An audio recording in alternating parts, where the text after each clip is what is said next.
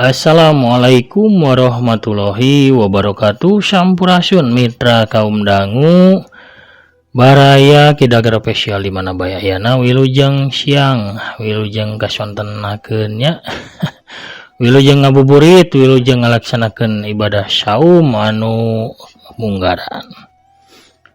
Mugi-mugi sadayana pamirsa di mana bae ayana di paparinan kesehatan lahirna sinareng batina jembar manahna gampil rizkina sarta tebih tina balaina. Oge dikiatkeun nggone ngalaksanakeun ibadah saumna. Amin amin ya rabbal alamin. Urang ngeureun neraskeun hanca jaga riksa kebon pamirsa anu katunda kamari kana bagian anu ka-11. Kumaha rasa lalakon pasirik purnama teh sareng Ambu Aida urang Bandungan sasarangan sakedap deui. Ulah hilap kangge nu nembean mancon nembean ngandangkeun mangga di subscribe wae ditoel palebah tombol loncengna supados saya notifikasi upami akin raskeun hanca dongeng. Atur nuhun ka sadayana nu barang subscribe, like, komen, oge nge-share dongeng-dongeng aki. Mugi-mugi sasarangan urang atuh tiasa janten pangreuah-reuah anggone ngamumulai seni dongeng Sunda supados seni dongeng Sunda tetep aya, tetep rame, tetep nanjeur, tetep waluya di negeri nyalira. Waluya dongeng Sunda, waluya ki Sunda. Urang ngamparkeun deui pamirsa nya sama kabuitanana urang ngabuburit sasarengan bari ngadangkeun dongeng Sunda. Parsamakna saur bajigurna mangga kaparayun sadayana. Prung.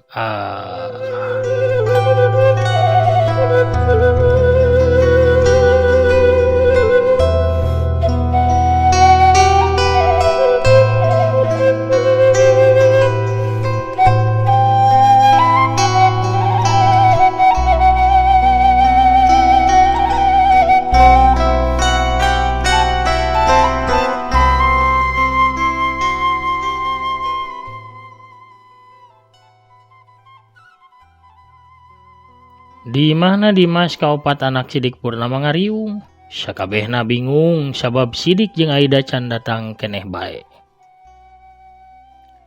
Aduh, kadua kolot urang teu tanggung jawab pisannya. Urang jadi hariwang tapi bapa jeung mamah kawas nu teu ngarasakeun ka hariwang anak-anakna, cek Herdian bari ngaregot si kopi dina luhureun meja.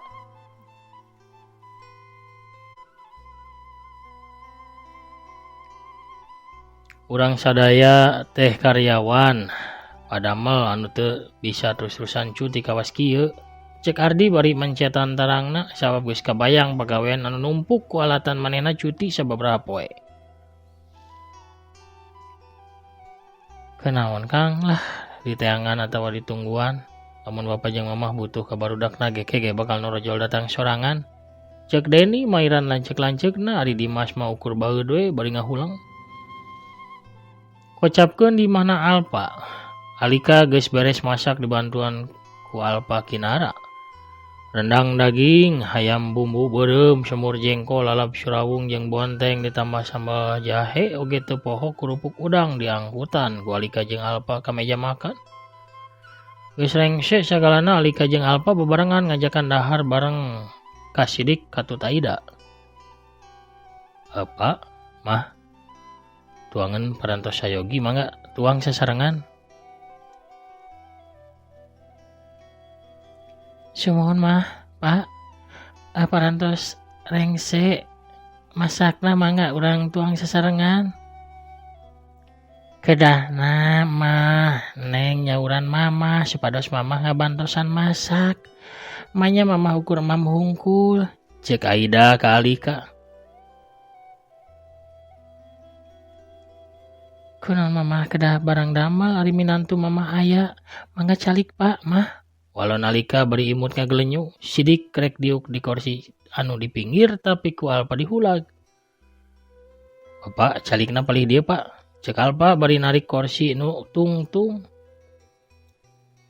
Tapi ieu kursi kan kangge kepala rumah tangga Sep, walon Sidik Purnama.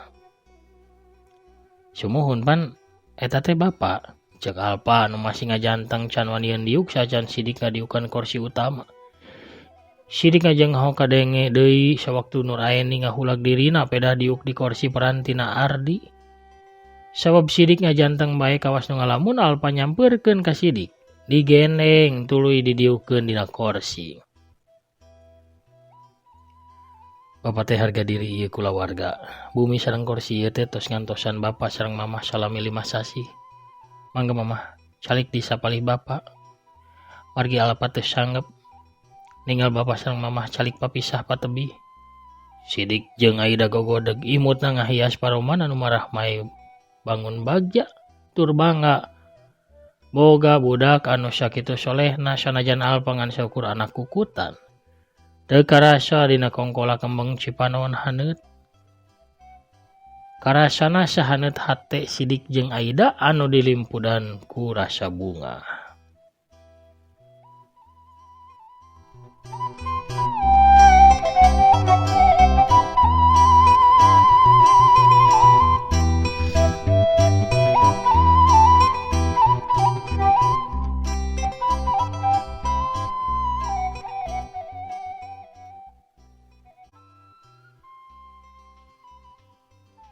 Kocapkeun di kape Tepasuna Hendra jeung Cenum kedatangan ku anak-anakna Sidik Purnama. Hendra teu nitah diuk-diuk acan ka anak-anakna Sidik Purnama teh kalaka ngagantawang nyarekan ka saopatanana.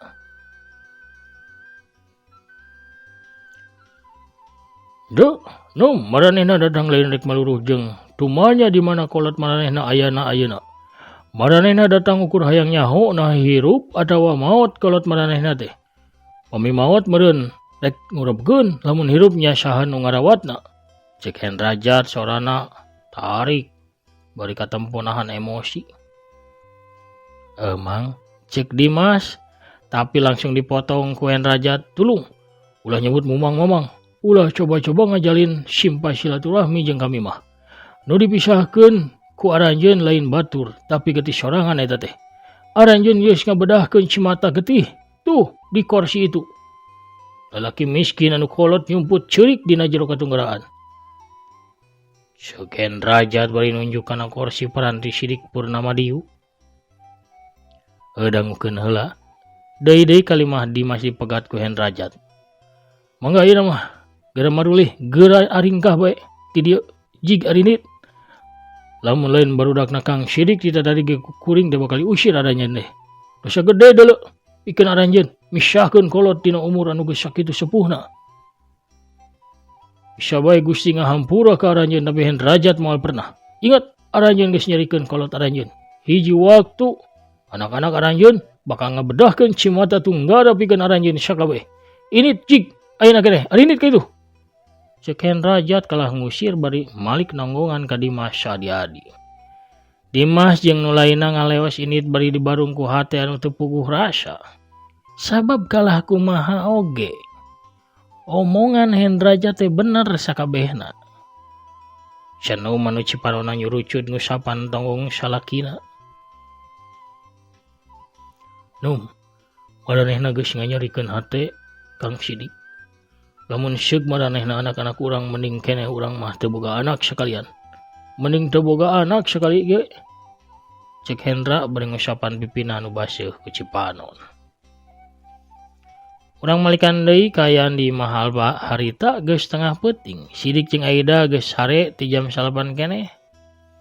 Aida lilir tuluy diuk maksud mah hayang kacai tapi ret ka sisi ranjang si oreng aya Alpa anu harita sare nyarande kana gigireun sukuna Sidik Purnama. Aida lalaunan noelan salakina. Sidik lilir tina sarena. Aya naon nyi? Cek Sidik nanya ke Aida. Aida tengah walon tapi curugna nunjuk ka sisi ranjang di mana Alpa nyarane sare kana sisi bitisna Sidik Purnama. Sidik tengah udangkeun Alpa, manehna ukur ngusapan sirah anak angkatna pinuh ku kadeudeuh. Hatena ngarasa bagja sabab ti leutik mula Alpa terubah tetep bakti tur nyaah ka dirina jeung Aida.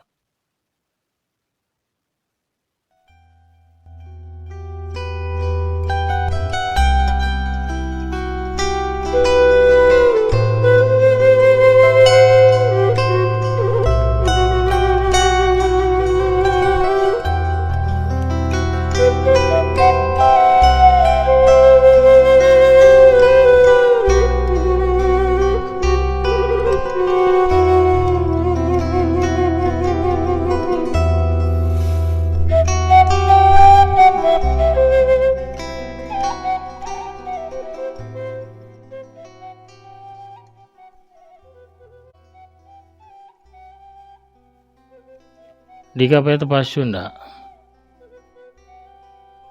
Tinggalkan we heula kabeh, hayu urang kudu nyiaran Kang Sidik ya. Cekian Rajat anu hariwang ka Sidik jeung Aida sabab bisi kumaha onam. Menang beja cenah ti anak-anakna. Yen Sidik jeung Aida teh eueuh nu mulang ka anak-anakna.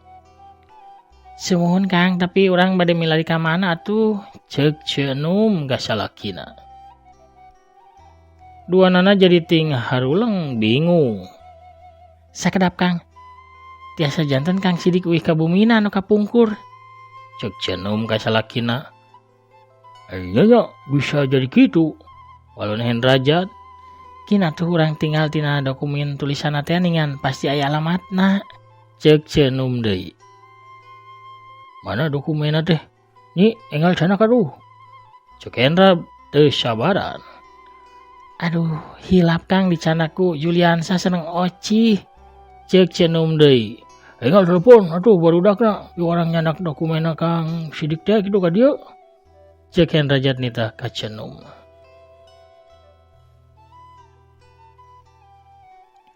Eta dokumen teh sanes dokumen deui. Kadenge saurang lalaki nyarita Hendrajat bareng jeung Cenum ngaliuk kana datangna sora. Hiji lalaki ginding tengah tubuh make jas diiring ku Juliansa jeung Oci. Punten, bapak teh ieu teh sahanya? Tanya Hendrajat ka lalaki ginding anyar pinanggi. Eta dokumen teh tos janten buku anu luar biasa. Cek si lalaki deui bari nyampeurkeun Hendrajat ka Cenum. Ieu teh papa abdi, Pak. Cek Juliansa ngawanohkeun bapana. Oh, salampang wanoh atuh ti sim kuringnya. Cek Hendrajat bari nyalaman bapana Juliansa. Sami-sami. Wasa abdi Dedi Mulyadi. Cek bapana Juliansa bari narima dampal leungeunna Hendrajat.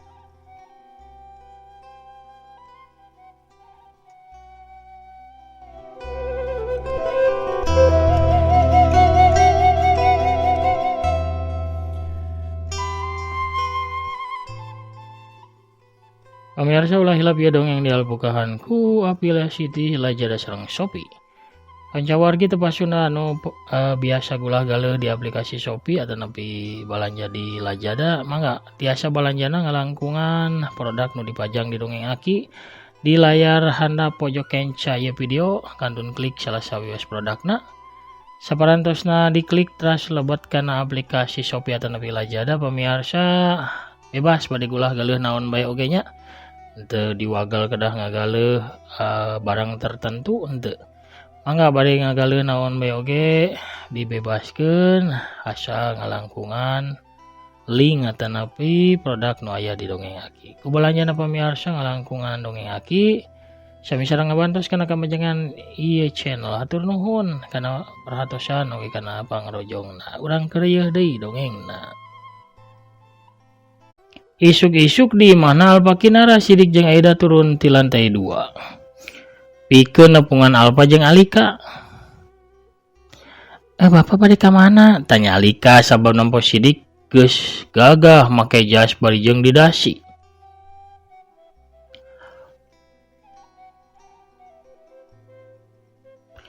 Henteu Alika, bapak mah moal ka mana? Bapak mah unggal enjing ge tos kabiasaan ngangge jas sareng dasi. Ceuk Alpa. Pangjawabkeun pananya pamajikanana. Henteu Sep, ayeuna mah sanes perkawis kebiasaan. Bapak sareng mamah bade pamit. Bapak sareng mamah bade ngudag kareta ieu teh. Ceuk Sidik ka Alpa Kinara. Kareta? Bapak bade angkat ka mana emangna? Tanya Alpa pinuh ku rasa heran. Bade uih Sep. Walon Sidik bari semu ngalimba da puguh sabenerna mah Sidik teh teu boga panganjrekan. Apaan ieu ge bumi Bapak? Sumuhun Pak, ieu ge bumi Bapak. Ceuk Alpa jeung Alika. Leres pa ieu teh bumi Bapak. Alpa tos lami ngimpenkeun nganjrek di bumi alit sareng kadua sepuh Alpa, impian eta teu acan kawujud dugi ayeuna. Ceuk Alpa bangun sedih rek ditinggalkeun ku Sidik jeung Aida teh. Tapi sidik jeung Aida geus bareng janji yen moal deui nyarandekeun hirup ka sasaha. Sanajan ka anak sorangan sabab kalah kumaha ge leuwih bagja hirup duaan di imah sorangan sanajan meunang ngontrak dibandingkeun hirup numpang di batur. Bari Cipanona ngeclak dina juru kongkolak sidik nyampeurkeun ka Alpa. Leungeun katuhuna nepakan tak-tak anak angkatna. Impian Alpa pasti hiji waktu kawujud. Tapi saheulaan mah bapa sareng mamah teh kedah angkat. Kami kedah neraskeun lelampahan kami. Pak, Alpa nyuhunkeun pisan bapa di dieu heulas sababaraha dinten mah. Mah, carioseun ka bapa mah. Alpa ngareret ka Aida, maksudna mah minta bantuan supaya nyandet sidik supaya ulah indit harita. Sidik nepak deui tak-tak Alpa ayeuna mah kenca katuhu. Sep. Bapa ge ngaharepkeun cicing jeung anakna anu nganggap bapana kawas Gusti. Cek sidik. Cipanona ayeuna mah ngucur tambah juh. Bapak teh yakin? Bapak teh leres-leres Gustina Alpa anu aya di dunya. Nu hadir dina kahirupan Alpa mangrupa Bapak Alpa. Bapak nyakel panangan hiji budak anu teu dibutuhkeun ku batur, teu gaduh nami, teu gaduh identitasna naon. Anjeunna ukur batu nu teu aya nyawaana nu ngagoler di jalan. Tapi pandangan Bapak ieu ngusap mastakana. Hirup Alpa pamasihan di Bapak. Tiap napas ieu utang budi ka Bapak. Alika tapi kairaha bae oge akang teh moal tiasa ngabales budi bapa sareng mama. Cek Alpa bari ngalieu ka Alika. Cipanon Alpa ge murubut teu katahan. Cekap, sep cekap. Cek sidik. Hatena kagagas ku kasolehan anak angkatna. Henteu Pak. Alpa teh gaduh bapa nu sanes. Teu mungkin bapa ninggalkeun Alpa. Cek Alpa deui tetep hayang sidik pikeun cicing di dinya. Sanes kitu Sep. Bapak sanes bade ninggalkeun Asep. Bapak angkat mung sababaraha dinten. Cek sidik deui bari nyusutan Cipanona. Upami kitu mah muhun atuh Pak. Alpa bade ngiringan bae ka hoyong Bapak, tapi Bapak kedah nyaluyuan kana hiji cariosan Alpa. Bapak kersakan. Uhun, Bapak satuju Sep. Alpa sareng minantu Bapak parantos meserkeun hadiah sederhana. Sanaos basajan Bapak sareng Mama kedah nampi. Ieu teh kangge Bapak sareng Mama. Sidik rek ngab nyarita tapi Alpa nempas deui. Heula Pak, teu kenging nolak Bapak tos janji moal nolak pamasihan ti Alpa. Mangga ngiring Pak, mangga mah. Cek Alpa bari terus ngiringkeun sidik jeung Alpa jeung Aida ka panto hareup. Bray panto dibuka ku Alpa. Sidik jeung Aida ngajenghok sabab nu aya di hareup imah teh tayalian mobil sedan Mitsubishi Lancer warna biru anu kamari teh dicobaan ku sidik jeung Aida. Teu karasa Cipanon nu tadi geus garing murubut deui tina tungtung kongkolak sidik jeung Aida. Kumaha saur Bapak? Tanya Alpa ka sidik hatena sieun bisi eta mobil teh cocok di hate sidik. Bapak teh tiasa nyari Yosep, hatur nuhun. Sidik langsung ngagabruk ka anak angkatna bari ceurikna nyegruk teu katahan. Alpa ge guligah bunga hatena sabab hadiahna ditarima ku sidik Purnama. Mugi-mugi hidup deh panjang Yusuf Asep. Pager berkah selamat. Cek sidik ngusapan tonggong anakna. Dina kayan kitu. Adadak aya nu ceurik di satukangan mobil. Kabeh ngaliuk si horeng nu ceurik teh saurang awewe tengah tuh di samping jangkung make kabeh beureum. Leungeun kencana ngelek boboko. Sedengkeun leungeun katuhuna nyeklan nyiru anu disuhun dina luhur sirahna.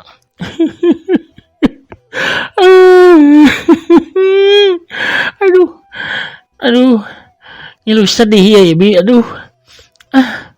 Ya sok, ya Aku goge bade di ieu we dihadiahkeun kangge Bapak Sidik sareng Ambu Aida ieu. Haratis ti ibinya pakaulan ieu mah. Beda nembe kenging sedan sae ieu anyar ti Sep Alfa tah ieu kukurauna mangga di ieu nya ditampinya. Wah, pemirsa. Si horeng pamirsa bisa ruwiti ge ngiring sedihnya. Sedih bagja pangintennya ayeuna mah. Pamirsa, kuno rojal Nabi Sari itu orang cekapkeun heula tu nya dongengna dugi ka dieu.